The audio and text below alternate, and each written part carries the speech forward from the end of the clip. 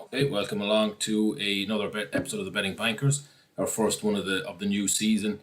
So hope you all enjoy the summer off. What we're going to start with today is a quick rundown of the Premier League, where we think each team is going to come, where we think each team is going to do well, not do well, and a kind of just a rundown of each of the 20 teams. So myself and Gary are online today, and you can see on the screen we've got the various odds of the first games up. So, in case anyone hasn't noticed it, the Man United and Manchester City games have been postponed because of their sort of extended Champions League and Europa League runs. So, there's only 8 games this weekend. And the first game up is Arsenal versus Fulham, and that's actually going to be the first team we preview. So, we're going to take these in alphabetical orders. So, I'm just going to dive in now with Arsenal. And personally, I think Arsenal are probably going to be one of the most improved teams this season, mostly because they improved greatly at the tail end of last season and the sort of calamitous end of Emery's reign. And, me and Gary have talked about this multiple times. We were both big fans of Emery at the start, but it did go badly wrong. And I think if you look at Arsenal's sort of post-lockdown run, if that form could be kept on, I think they're going to be in great shape next season. They've done pretty well. Willian is a very experienced addition. The centre-back they bought last summer, Saliba, along with Gabriel, I think by October they'll be a starting centre-back pair. They're 40 to 1 to win the league. I think that's pretty low. It's very unlikely that's going to happen. As much as they'll have big games in them, I don't think they're going to have the consistency. I think top 4 at 5 to 2 is pretty good. I think they're probably going to finish in there, in my opinion. I think Aubameyang's contract is as good as signed. So with his goals and a more solid defence, I think they're going to be a very tough team to beat. They'll probably win a cup, or maybe win a cup this season, but I don't think they'll go too far up the table. And I think they're going to finish third overall. That's my optimistic Arsenal fan expectation. I think they'll beat the big teams and struggle against the medium teams as they have done in recent years.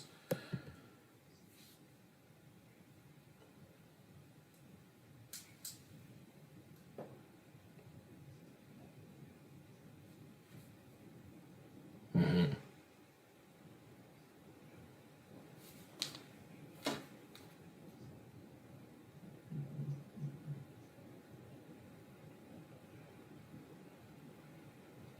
Yeah.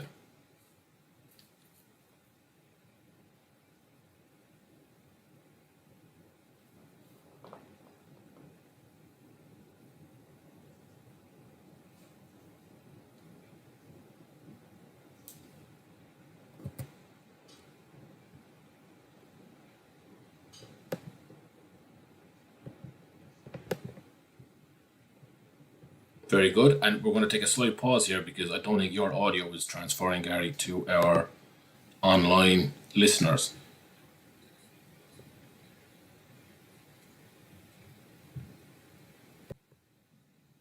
Yeah, so that I agree with what you said there. 5 to 2 for top 4 is fairly good, but I actually think 40 to 1 on the top 4 is, or sorry, 40 to 1 to win the league is value as well. So on the No. Right, we're good to go. yeah, so I'd probably have a bet off Arsenal at 40 to 1. I think that's a bit too big. I priced them about 25 to 1 myself, and 5 to 2 for top 4 seems like a decent bet. Interesting. So next up is in alphabetical order Aston Villa, and away you go, Gary. Yeah, so with Villa, I think their season really is dependent on whether they keep Grealish. So the next month, in terms of when the transfer window closes, is going to be big for them. Obviously, Grealish now getting his England debut during the week. He came on for a little cameo there, performing very well. I think the big teams, United, etc., will be after him. There's bound to be a late bid for him. I think they've kept a few of the players from last season that, they didn't set the world alight, the likes of Trezeguet and Douglas Luiz, Wesley. They were okay, but they weren't brilliant. But with a year behind them in the Premier League and Premier League experience, I expect them to do better. So again, keeping Grealish and having those players is positive. But the negative for them is not having fans there support them. It's a good atmosphere up in Villa Park. The player to watch I'd have is Grealish, but obviously that's dependent if he stays.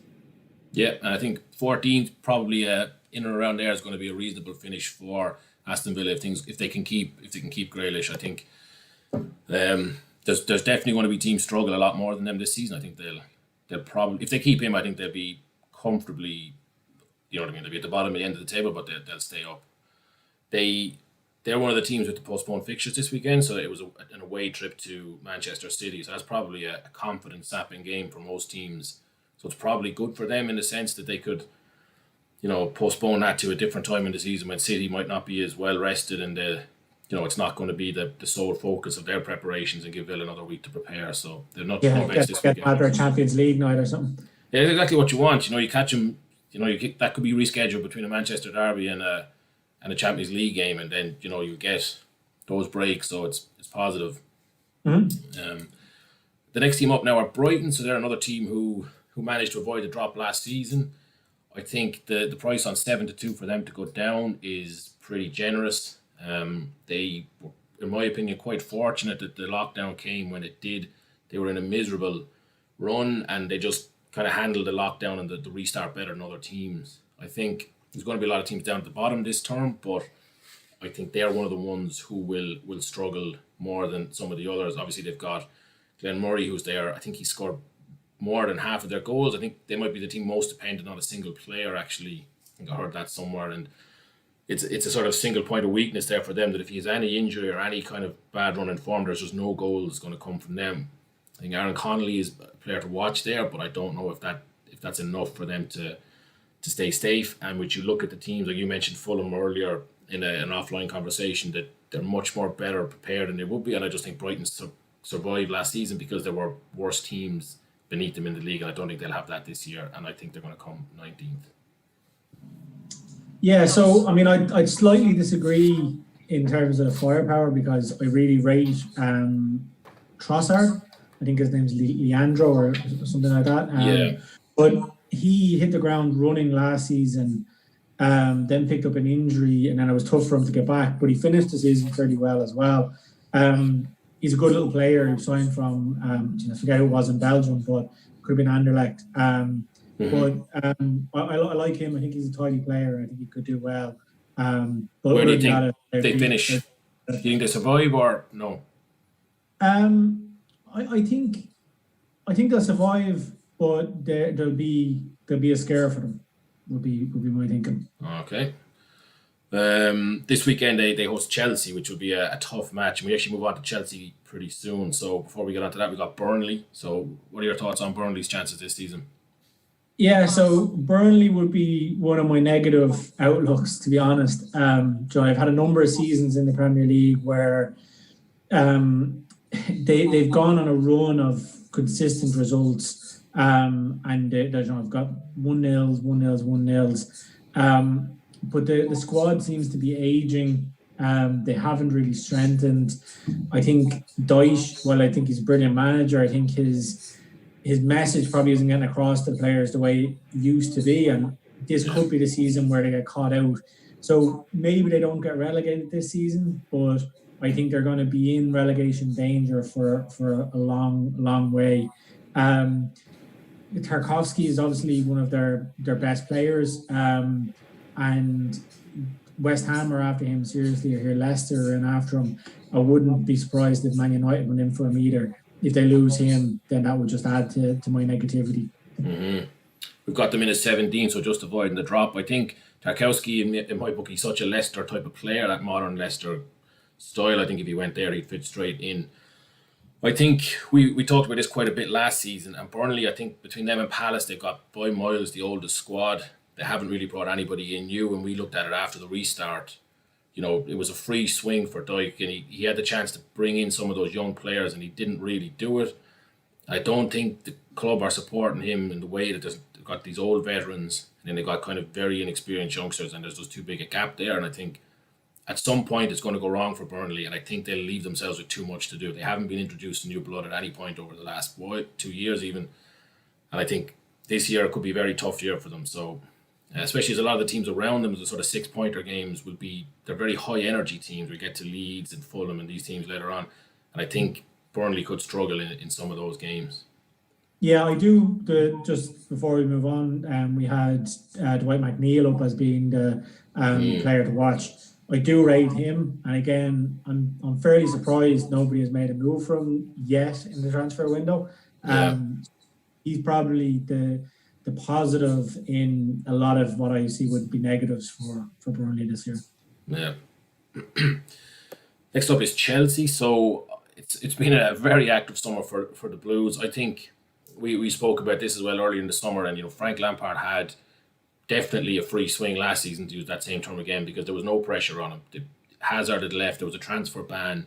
Everyone was expecting terrible things to happen, so he couldn't go below expectations because expectations were so low. I think they've spent the most of any club so far in Europe this summer. They've well over £200 million. They've brought in Havertz. They brought in uh, the Timo Werner. They've brought in a couple of other Bundesliga players, Thiago Silva, and I think that expectations are going to be sky high at Stamford Bridge this season. And I think that it's an enormous amount of pressure to put on Lampard. We've seen it year after year at both ends of the table. Teams that go on these spending sprees, it very rarely works out. Certainly not in the first season or two. And I think it's an enormous task for Lampard. I think they're going to go backwards this season. There's an enormous amount of potential in that squad, and I think in 2 or 3 years they could be one of the best teams in the league. But I think they're going to go back to fifth this term. I think Lampard is going to possibly struggle with the pressure. Yeah, I mean, I think his main problem is going to be midfield, because you could probably, well, not even probably, you definitely get 4 Premier League midfields out of the midfielders that he has available between Loftus-Cheek and Barkley and Mount and Kante and Jorginho and like whoever else you throw in there. Like there's enough players in there with top potential for him to have.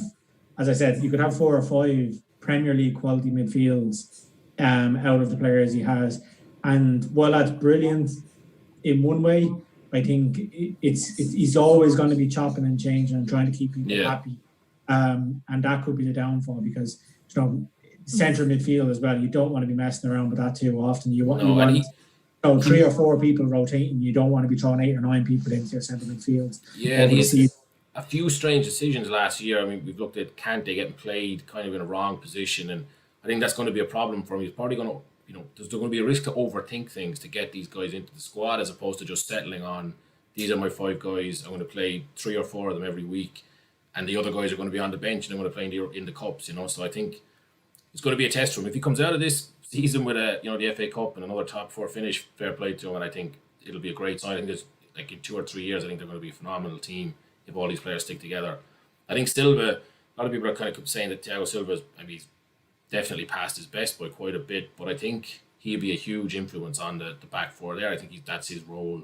I think he's gonna love English football. And I think he would love kind of the fans and stuff. It's a pity the fans aren't around because he likes to play off that and the fact that it'd be closer to the pitch than in Parc des Princes or whatever. So I agree with what you've said. I think the problem is midfield, and it's that he has an embarrassment of riches. Could be, as you said, trying to fit square pegs in round holes, and you run into that lack of consistency within midfield. But we're kind of being a little bit negative, and they have the ability within that squad to make you look silly. Like in a way, it wouldn't surprise me if they won the league by 10 points. But I think they'll probably finish third, 10 points off whoever wins. Do you know that way? Yeah. I think I don't see it. I think it's a huge amount of. I mean, that's what the Twitter generation of football fans have put an enormous amount of weight onto these Bundesliga signings that I would imagine the vast majority of people haven't really seen much of them. And I think that the 3 of them won't be walking into the team. And I think it's going to be a man management problem for Lampard this year. I do think they're going to be one of the best teams in there. I think we've picked them as 5th, and I just think it's going to be a different season for him with such high expectations. Yeah, no, makes sense. A short trip to Crystal Palace. So, what are your thoughts on Palace, Gary? Palace. Their form at the end of last season was abysmal. I think they took 1 point from the last 15 available. They haven't improved their squad. They've only brought in Eze really from QPR, and he's going to help them going forward, obviously. But again, you're hoping for kind of an old enough defense, aging midfield, to do the business for you. And I think they could get caught out. Most of the teams around them have improved. You know, if you look at where they finished last season, I think it was Everton and Newcastle were the two teams above them. Like Everton have gone out and spent really, really wisely, and obviously we'll move on to those. Newcastle have spent money recently. I think that the Palace haven't improved as much as that, and if they keep on with the form that they ended last season in, they're in massive danger. Yeah, we've got them as finishing 16th, but we kind of mentioned at the start, I think from 15th down to maybe 17th or 18th is going to be very, very tight down there at the end. We mentioned it's hard to do this prediction and be totally accurate with it, but because from 3rd to 6th or 7th, there's probably going to be 5 points separating them. And I can see probably from 14th or 15th, as you said, down to the bottom, there's probably only going to be 4 or 5 points separating as well. So it's hard to place it in, but I think a relegation battle is on the cards. Yeah, and again, like with Burnley, they're an incredibly old squad and not a huge amount of youth there. So I think if things start to go wrong there's not going to be a huge amount of energy. So I can see them struggling. And Zaha, another summer of him openly flirting with leaving the club, and seems to be no suitors for him now. It just, they started last season very, very negatively because he was as good as gone, handed in his transfer request, and it was all very public, and it's the same old down there again. So it's, I can see the storm clouds gathering there for Palace, unfortunately. You mentioned Everton there, they're next up. You mentioned they spent very wisely. I mean, James Rodriguez could become one of the signings of the summer. I know he's lost his way a little bit, but that was kind of the problem for Everton. We talked about them last season when we saw them live at the Emirates, and they really, really pushed Arsenal. They took the lead twice, and they ended up coming out 3-2. They lost that 3-2, but they really, really gave Arteta and that Arsenal team a lot of work to do. And I mean, they're 25-1 for top 4. I think it's unlikely, but I think they could be in the European places this season. They're 400-1 for the league, which kind of, even though there's no chance, it shows how close that, how much the potential there is in that team. Richarlison on his day is nearly unplayable, and I think that if he gets the right support around him, Allen, Dussert and Rodriguez behind him, I think that there's going to be enormous potential in that Everton team. The only caveat to that is that I feel like you could say that every 2 years for the last 10 years, that this is their kind of dark horse year, and it so often seems to go wrong for them up there. But with the new stadium on the cards, I think that it could be a positive season for Everton. I'm thinking that maybe 7th could be there. I can't wait for James Rodriguez to see him in the Premier League. He, as you said, he's kind of lost his way, but he's one of my favourite players, so I can't wait to see how he gets on. I agree with you in terms of like Everton should be pushing for Europe and like could push into Champions League places, but I do think that Pickford could hold them back. He's not the same keeper as he was. I never really rated him that highly, but he was kind of backing it up for a while. Now he started to make more and more mistakes. He needs to have a very, very good season if Everton are doing well, and I wouldn't have the confidence that he's going to. So that's the one area I'm surprised that they haven't really moved on this summer. We can touch on that later. Actually, a lot of the team's transfer activity has surprised me, that they're chasing sort of star names and players that don't fill the immediate gaps in the teams. But we can touch on that a little bit later on. Next up is Fulham. What do you make their chances this year? Yeah, so I mean they're a hard team to kind of assess, but I think they have the advantage that obviously they came up a couple of years ago, had that experience in the Premier League. They've gone down, obviously lost a few players, but they kept a lot of the players that they had, the likes of Carney, the likes of Mitrovic, etc. And Parker has had a full season to work with them in the Championship, a little bit of Premier League experience when they got relegated. So it'll just be interesting to see how Parker sets up in the Premier League. He was more attacking in the Championship, which you can get away with. He's not going to get away with that kind of a gung-ho approach in the Premier League. So can they be more defensive? I don't know. Don't seem to have the players really to play too much on the counter attack.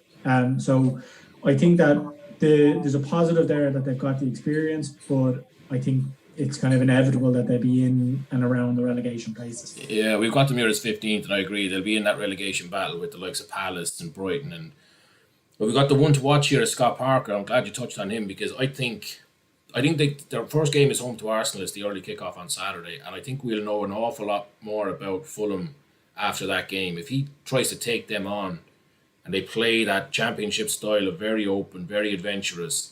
I mean, whether they get a result against Arsenal or not, I think that style won't suit them for the season.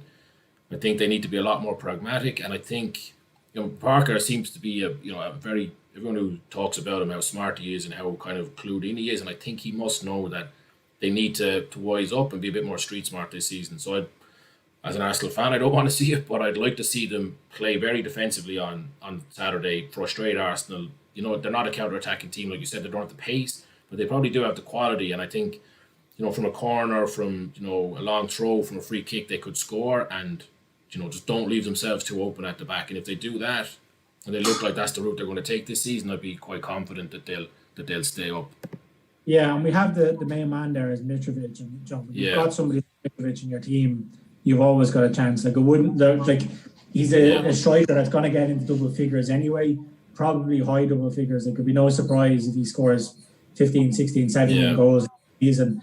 And if you can do that and get close to the 20 goal mark, well, then all of a sudden you're looking at Fulham and saying, geez, like they could survive and they could be even push up higher than 15th. But a lot of pressure to be putting on one man at the same time.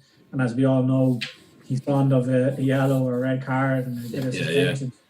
He's great for the same game multi-bets, to score a penalty and be sent off in the same game at 250, whatever. Yeah. So you don't want to be putting all your eggs in that basket. No. Next up, Gary, with you again is a sort of soft spot of yours even. How do you rate their return? Yeah, well, it's great to have Leeds back. I think, Joe, there's a lot of this, big club and too big for the championship and stuff, but I actually think that's fairly accurate with Leeds. They play a nice style of football. They're going to be in your face. They're going to be a high press. I think that they're going to win games that people think they'll lose. So, I think they're banana skin for Liverpool this weekend. Banana Liverpool this weekend because they're that kind of team. They're in your face and they can cause mistakes. So I think that they're going to win games that people think will write them off in. I think that they'll lose games where they're a little bit gung-ho and get caught out at the back. But I think it's going to be good to have them back. They should be safe. They brought in the likes of Koch and Rodrigo, who were decent players. The fans are a big loss, though, I think. But just interesting to see Bielsa and how they get on. I'm looking forward to watching Bielsa or seeing him here in the Premier League. It'll certainly be entertaining. We've got Leeds coming in at 12th.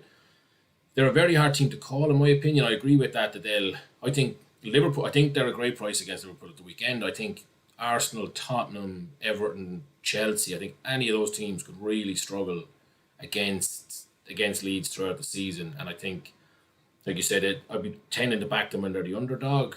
I just wonder, okay, it's not the same style as football as the likes of Fulham and Norwich and those, but every second year, even far back as Blackpool, like a very adventurous, high energy championship team comes up, and it just isn't the same against the quality that you have in the Premier League. So I hope that I'm wrong, but I do think that they might, get to sort of the winter time and they'll not that the legs will go because the championship is, there's an awful lot of games in there, but the intensity is not the same, and it's not even close to the Premier League. So it'll be a tough one. I do think at the weekend though, they didn't go through the playoffs. They won the championship. So this is probably going to be the biggest game Leeds have had in a good number of years.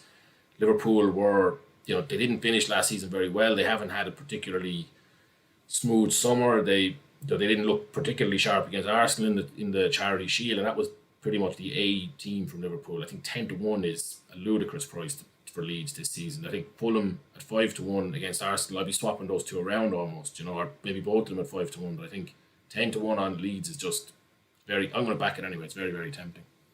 Yeah, I said it's hard to know what to get, but I wouldn't be underestimating them too much this season. Yeah. Next up, we have Leicester, and our tagline for this one is "Can Rodgers stop the rot?" I was looking through their results because in my mind they had a bad end to the season, and they won 3 of their final 14 games last season, which is just absolutely dismal. I think they won one in January, one in February, and then 2 games after February, and it was just a very, very poor end. If you remember, we would have had a few discussions at the time around the League Cup, and they were almost bankers. Everybody in the world thought they were going to beat Aston Villa in the League Cup. They drew the first leg and lost the second leg, and they never really recovered from that. I think they're 7-1 for the top 4. I wouldn't really be going near that, to be quite honest. But the one to watch, obviously, Jamie Vardy is going to be their main man. If he keeps scoring goals, they'll never be in trouble. But the Timothy Castagne, the Belgian that they brought in from Atalanta, he was an incredibly solid fullback for Atalanta. He played nearly 40 games for them last season. I think he could be a huge benefit. I've got them coming in at 8th, not really because I think they will struggle a bit this season, and if they don't start well, they could be in trouble. But I think Vardy's goals, and now they've got Castagne, who I think could kind of fill that Mahrez role. I think they'll do okay. Yeah, I think they'll definitely be top 10. I said I don't think they're going to get off to the start or to get off to last season where they were flying high. But again, they're a team where nobody's going to want to play them. They've kept Madison. They signed him to kind of a long-term contract. I think they missed Ricardo, the fullback, at the end of last season. Mm-hmm. So he's on the way back from kind of a serious enough injury. If he goes back the same player, they probably have like a minute chance of getting into the top 4. But in all likelihood, they're going to be kind of fighting for Europa League places. Yeah, I'd agree with that. We watched a lot of Atalanta last season, and Castagne, I think, you remember the season they won the league, Leicester won the league, and just that Riyad Mahrez long diagonal ball across to Vardy. I can see that kind of coming back into their game. He's a phenomenal player, and as Atalanta were last season, as soon as they get the ball, he'll win it in a defensive tackle, and the first thing will be, right, how far down the pitch can we get this ball? And presumably Vardy will be down there. So they could be a very entertaining team again in the season. Right, so next up we have is Liverpool, so the champions. Yeah, so obviously, reigning champions. I don't think they're going to be as far ahead of all the other teams as they were last season. Obviously, it was a bit of an anomaly last season. They deserved to win the league. They probably deserved to win it by that amount. They were a great team, but you can't really afford to stand still.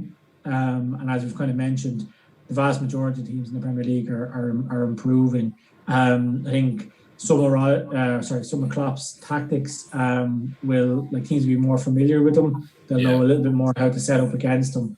I think they're light at the back. So I'm surprised they haven't tried to strengthen their centre halves. They've let Lovren go. They haven't really got anybody in to replace them. On a positive note, they've got a lot of young people coming through. So they'll be thereabouts at the end of the season. They could win the league. More than likely, they'll finish second, I would say. I think it's going to be a close run thing. Yeah, second is my estimation as well. I mean, just historically, it's so hard to win the league back to back, and I mean, very, very few managers have done it in the modern era. Klopp is obviously a phenomenal manager, but I just think that what his style of football requires of his players, it's very hard to get that out of them 3 seasons in a row, and he basically got it out of them the entirety of the season before last and last season. I just don't see them having the energy to do it again. Like you said, they haven't really expanded the squad. We saw then that they weren't, they're not a great Champions League, not a great run in any of the cups. And as much as, you're kind of Origi and Alex Oxlade-Chamberlain, these guys, when they come in, people see, they do so well, but in reality they don't. And when Klopp rotates away from his key sort of 12 or 13, they struggle. I've picked out Keita to be kind of one to watch. He did improve quite a bit at the end of last season. I think if he can get kind of comfortable and a nice run in the middle of that field, I would think then that they could win it. I think he'll be the key. If he has a season that he's capable of, they might win it. I do think 2-1 is a bit high for them. I mean, that they were double-digit points ahead of City at the end, and City are odds on there 2-1. It just seems like quite a jump. for me. So Yeah. Is that 1 to 1,000 correct for yeah, top four? yeah. You know, like I I nearly laid that for a quid. I was Just thinking like, that I don't think they'll be outside the top four. no, I actually was thinking the exact same thing, that if they get to say February and they're 10 points behind City, okay, say they have a couple of draws, a couple of injuries, say, right, and I can see Klopp looking at this going, right, they have a good chance at the Champions League again, as we saw last season with Bayern Munich. The Barca aren't the same team they used to be. Madrid aren't the same team. City never really do as well in the Champions League as people expect. You've got the Italian teams don't do as well. So I think Klopp could be looking at it, and at some point they might switch their focus to Europe if the league is slightly out of sight. And in that case, then if you've got an improved Arsenal, improved United, Chelsea with the squad of players that they have, it's not beyond belief that in a very, very tight season they come fifth. I think 1 to 1,000 is ludicrous for top four. But those I double checked those. They're 1 to 1,000 with Yeah, Carl. like as I said, I don't want to slate Liverpool because obviously they deserve champions last season or whatever.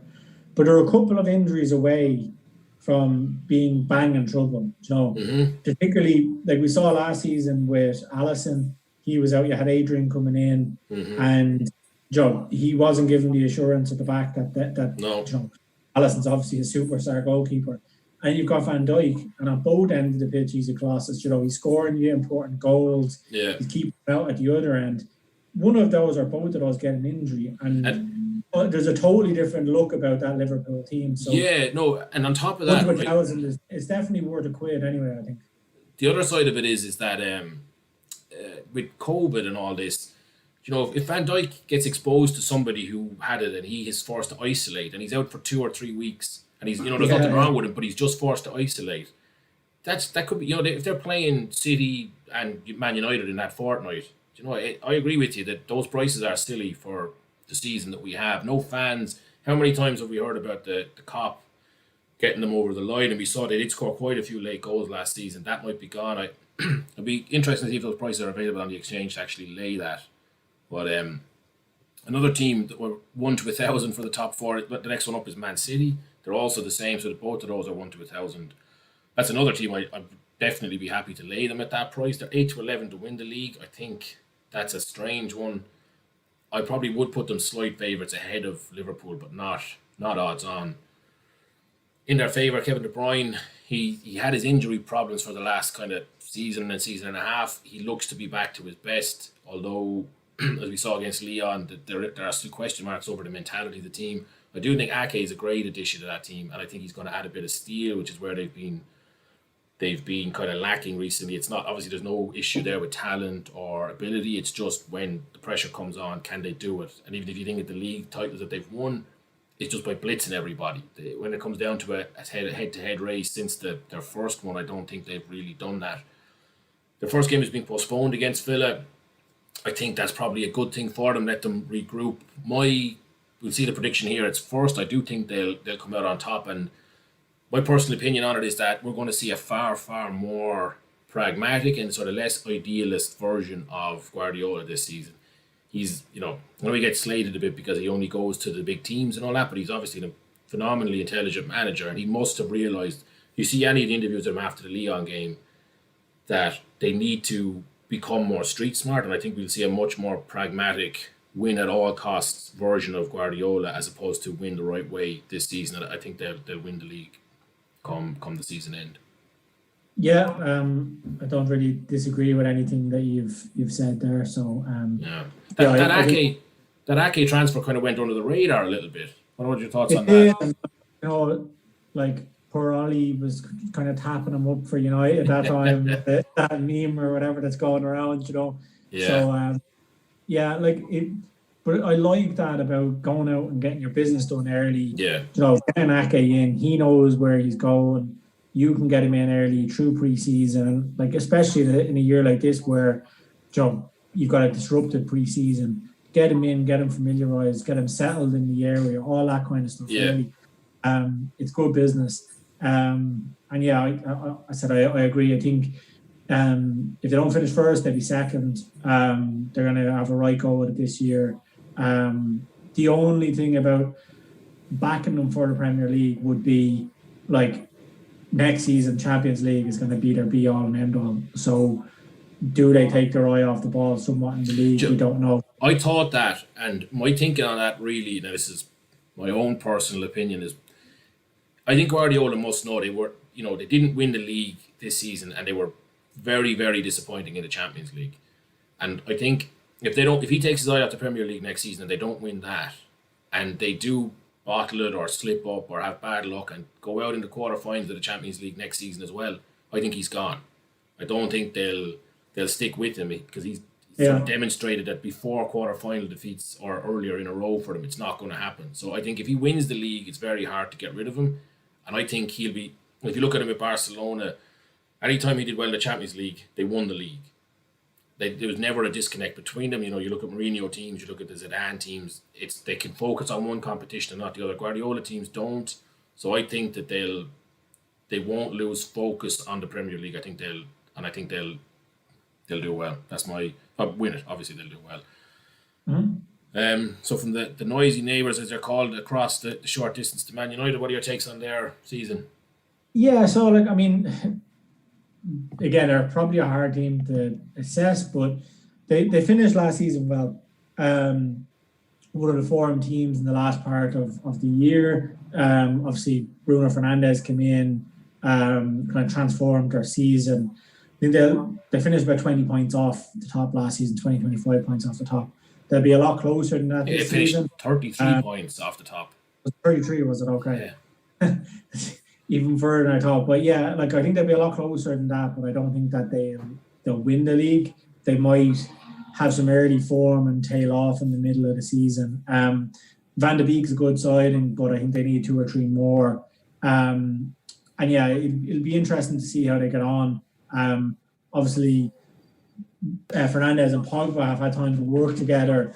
If that clicks, they could go on and surprise a few people. But realistically, you're looking at challenging for Champions League and maybe having a little bit of a stab at the title. Yeah, so that's interesting. We've probably disagreed on him a few times. We've got them in as 4th here, and I do agree that 3rd, 4th, 5th, 6th, even 7th could be very, very tight. I just think that those teams, so I'd include, as an Arsenal fan, we use that as the basis. Arsenal went 2 months last season without a win. I think 1 win in the entirety of November and December. And they finished, I think, not even 10 points, maybe just about 10 points behind United, which just goes to show in my book how poor United really were last season, along with all the teams around them. Obviously better than the teams who finished just below them. I don't think any of those teams are really going to struggle, really going to cause the top 2 to struggle. United, you're right, Fernandes, he looked like they were like a different team once they signed him, and he kind of had that fear factor about him. You could see the teams, after a couple of bad seasons, people were going to Man United and giving it their best, and they really thought they'd come away with the points. I think once Fernandes arrived, it changed everything. I think the one to watch is De Gea.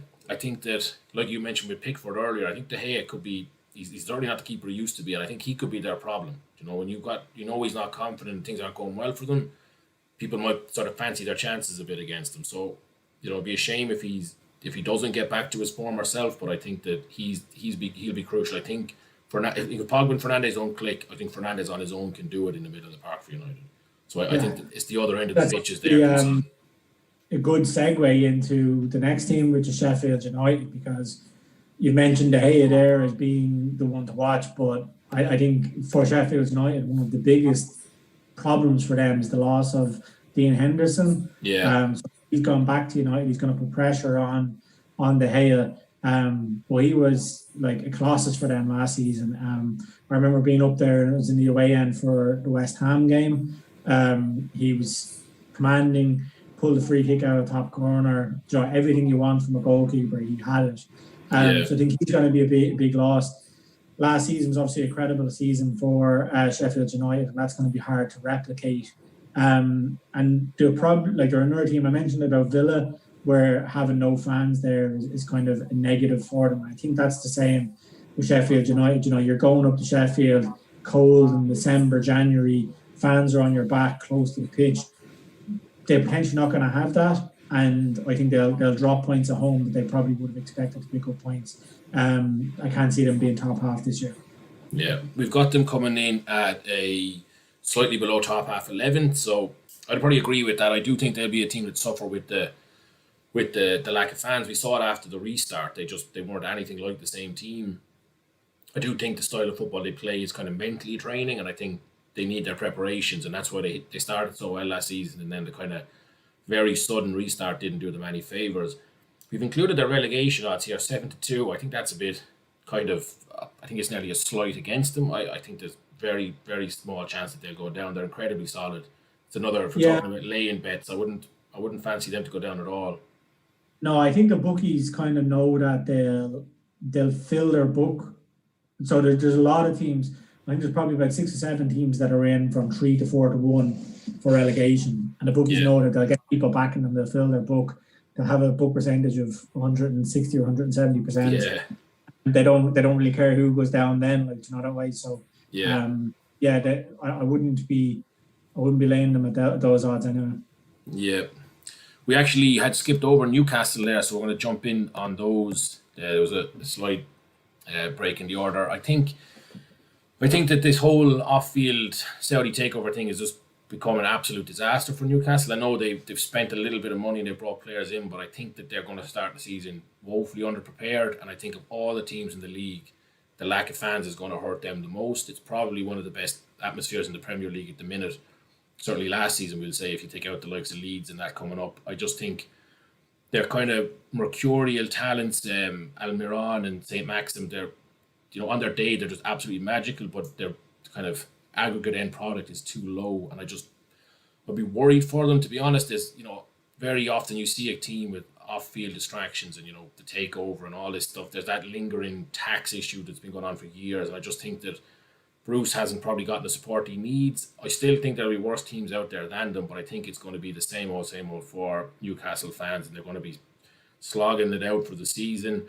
I think they're probably going to finish somewhere slightly above that kind of race to the bottom. So I think maybe 13th or in and around there. Never really going to threaten the European places and probably not going to go down.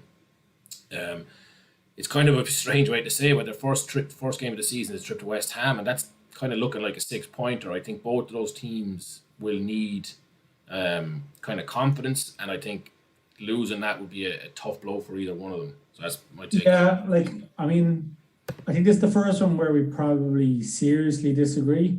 As pros not in the league position where they finish, but I think Callum Wilson signing this week, like if we had this conversation 2 weeks ago, I probably, Joe, would have agreed with you, but they've signed Ryan Fraser on a free. They've got Callum Wilson in for 20 million. Now, obviously Wilson has the knee injuries and a history of knee injuries, so you need him to stay fit for the season. Yeah. But if he stays fit for the season, you've got a striker that's going to bang in goals.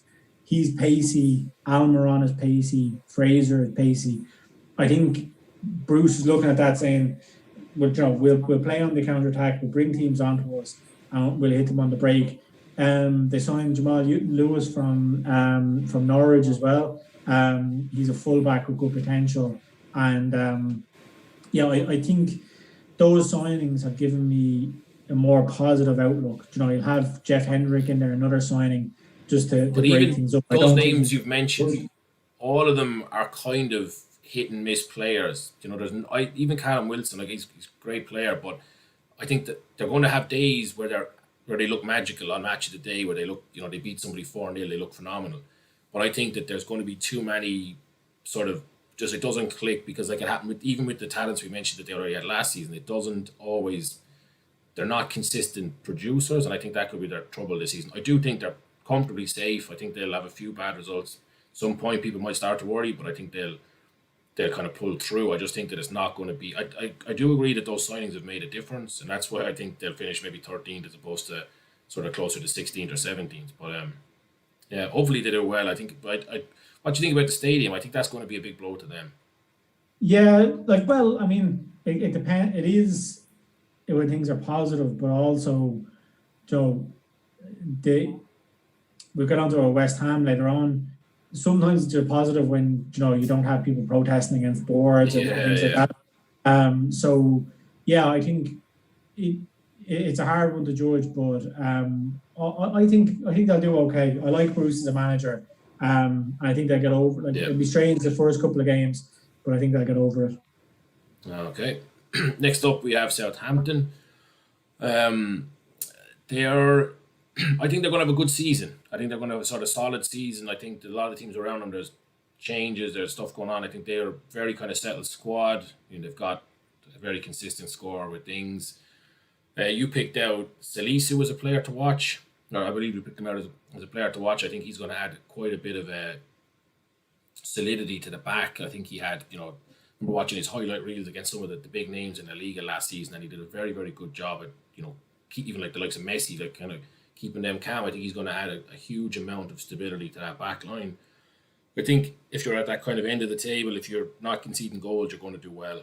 I think Hasenhüttl is, those famous conversations that were held after that 9-0 pasting that they had. And I mean, if you look at that as a kind of before and after point, I think they're definitely on the way up. And I think that they'll sort of comfortably mid-table. I think they'll challenge a couple of the teams above them. They'll upset a few teams this season, but they'll finish 10th then in the end, or in and around sort of solidly mid-table. Yeah, it's hard to argue with that. And as I said, Hasenhüttl basically came back from the dead. When I watched that game, and I can't remember the bet I had on, but I definitely had Leicester backed for something. It's one of those outrageous bets, like a 50-1 kind of bet, and it came up not that after time. But I can remember sitting there laughing, going like, this bet was up at like half time, and it needed like over 4.5 goals and over 10.5 corners or something like that.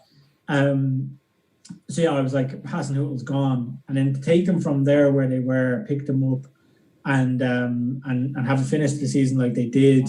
It was like he had a different team. So yeah, if they can carry that form into next season, I said, they won't be in any danger of relegation, and they could surprise a few people. Yeah, I was reading about his sort of pre-season, and he's done an enormous amount of kind of video work with the squad. Obviously, he's back home in Munich or Bavaria for the off-season, but he's done a huge amount, I think, of sort of pre-season work, kind of much more than maybe a lot of the other teams have done. So I think they could have a good start to the season. I think 3-2 at the weekend is pretty a reasonable price for them as well. So next up we have then is actually West Brom. So what do you rate their chances? Yeah, so West Brom, obviously Slaven Bilic back in the Premier League. I really like Bilic as a manager, plenty of Premier League experience at West Ham. So yeah, I think they'll be an interesting team to watch. I think they'll be a fun team to watch. Bilic likes to play on the front foot. They signed Grady Diangana from West Ham there last week. Obviously, anybody who is even anywhere near Twitter would have seen that with all of the West Ham fans blowing up about it. So he looks like a great talent. He's bags of potential. Very good signing for them. I think they'll be teetering with relegation. I hope they stay up. I wouldn't say that confidently, but I think they have enough in their squad. They've goals about them. They're robust. And then they have that experience from a manager perspective they'll give it a good run anyway. Yeah, a lot of people are putting them as probably rock bottom of the teams this season. I think they're even money, actually. Looking at their even money to go down, it's probably about right to even money. I mean, they're coming up here as 20th overall. Like you said, it's very hard to call that between, say, 17th and 20th. Diangana could be an enormous signing for them, and I can't get my head around West Ham letting him go. They brought it down. They've kept Matheus Pereira, so I think they had him on loan last season, and he was pretty impressive. And they've got him back again this season on a permanent deal. It'll be interesting to see. They're home to Leicester to start the campaign. I think that'll be another, like the Fulham game. It'll be good to see how they approach that match. I mean, if you try to take Leicester on, we mentioned it with Vardy, the counter-attacking options they have are pretty impressive. So if Bilic is able to kind of, a pragmatic approach, play it safe and don't get too carried away, I think they have a chance at staying up, but they probably are going to struggle the most of the teams this season. Yeah, they might finish last. Obviously, somebody has to finish last, and you can't be positive about everybody, But I don't know whether they're that far below all of the other teams that are going to be in around them. if I looked at their squad and Palace squad, yeah, Palace have a little bit more flair, but they're also aging. If I look at them versus West Ham, we go to West Ham in a few minutes. West Ham were in turmoil. Joe, player for player, they're probably not the best team in the league. And Do you know what it one is of, though? It's quite often the but teams that come up through the playoffs just statistically do tend to struggle a bit, and I think it'll be more familiarity with the league as opposed to. That's what I'm saying. This first match, if they come up and they're very kind of street smart about it, I would be quite confident that they could actually stay up because the teams you mentioned they are struggling or serious off-field problems and all sorts of things going on. But they seem to be a bit too adventurous quite often, teams coming up. So I'd be very happy to change my mind on them. I do think they could easily come 17th, by the way, and beat the odds. But I think Diangana is going to be key to them this season because he's bags of potential. yeah, The next one we actually skipped over Spurs there inadvertently, so we're looking at. Excuse me, looking at them now. the Arsenal director skipping over. Genuinely unintentional. The order is confusing me. Counting the 20 can be surprisingly hard. At this hour. I flagged this up as stick or twist for Mourinho. I wonder, a lot of people were saying after Pochettino they were going to have a rebuild, and I think Mourinho got quite a bit of stick last season, but in reality he did quite well results wise, and I think if you look at his results on their own, I think they would have come fourth if I might be mistaken. I think Mourinho should avoid any temptation. I think the Doherty signing kind of looks like that he's not going to try and do anything major with them. He's got a good squad there. He's going to just sharpen up the edges a bit. My only kind of negative about Spurs is yet again there's a huge amount of pressure on Harry Kane, and he just physically, we've seen him in the last couple of seasons when you get to the business end of things, he's absolutely worn out. So hopefully, England if they brought in the likes of Ings and a few other players, he might get some more international rests. I think Son has really shown his levels this season, so I think that if Kane can share the load a bit and be rested basically more than he has been in the past, Spurs could be kind of back to their old selves. I think Doherty's a massive signing for them. He really shores things up for them. Fullback was a problem for them last season.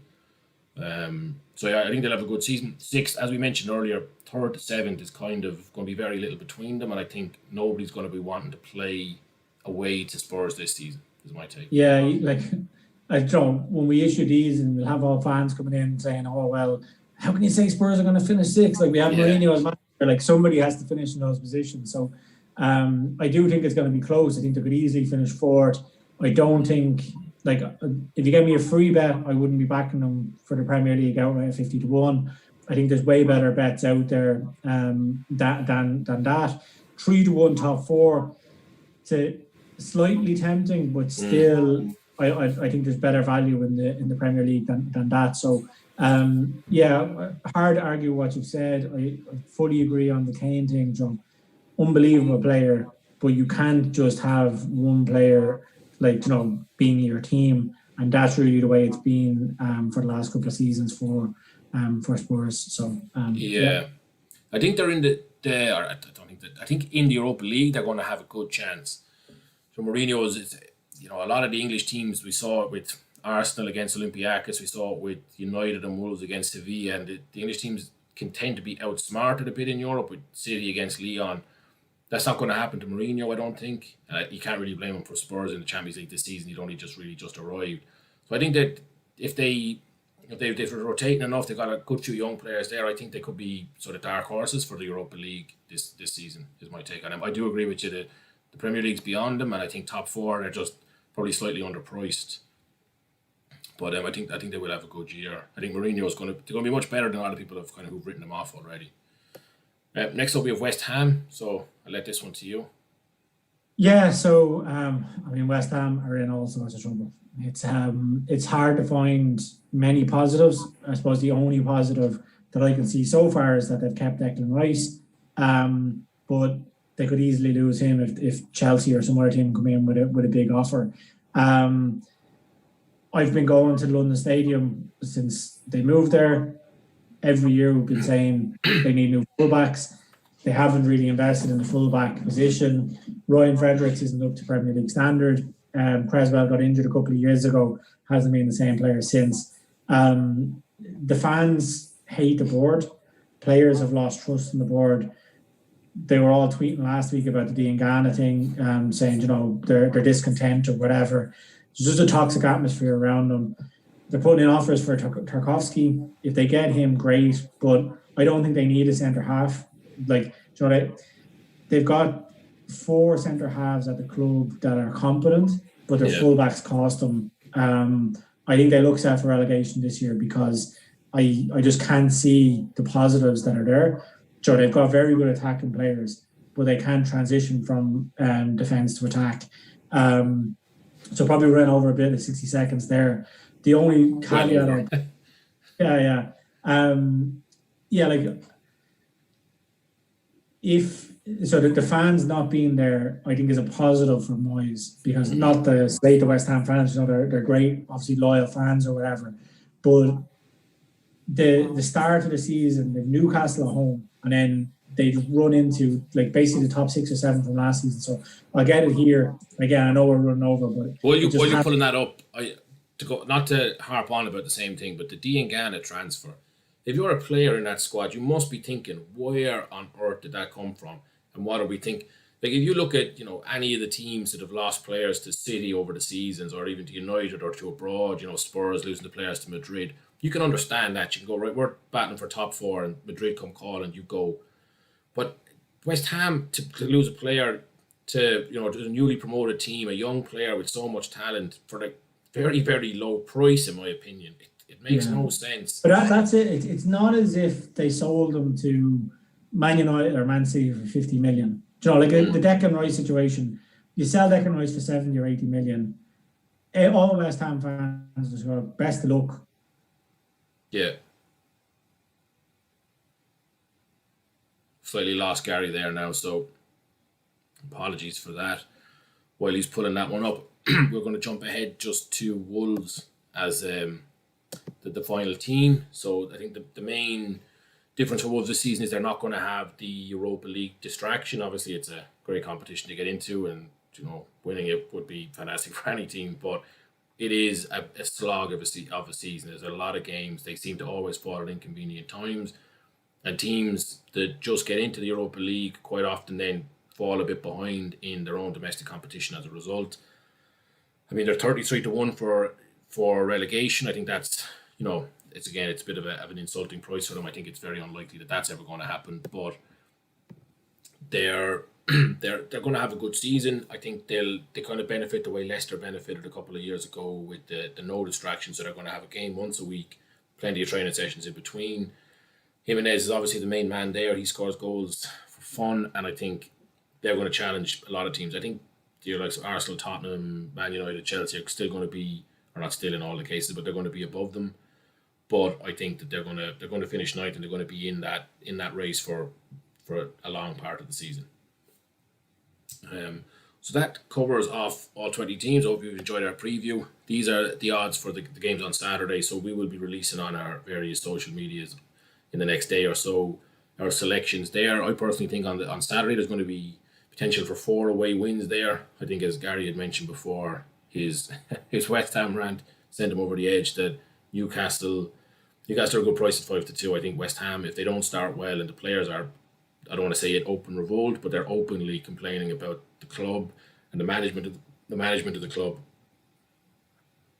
is seem to be having some slightly more technical problems here. But I think Newcastle are a good price at 5-2. I think Leeds are grossly underrated at 10-1 against Liverpool. I think Liverpool might have a rocky start to the season, and Leeds, this is the biggest game they're going to have had in years. Palace are, they're 11-5 is not exactly showing that the bookies are hugely favouring them, but I think Southampton they were in great form before the season ended. They've a solid squad. I think 3-2 is pretty reasonable there, and then Arsenal, probably not worth backing at 4-7, but I think you could have 4 away wins on Saturday. We will be sharing more thoughts on other leagues before they start up over the coming days and weeks, and we will be in touch over the weekend. So thanks for tuning in.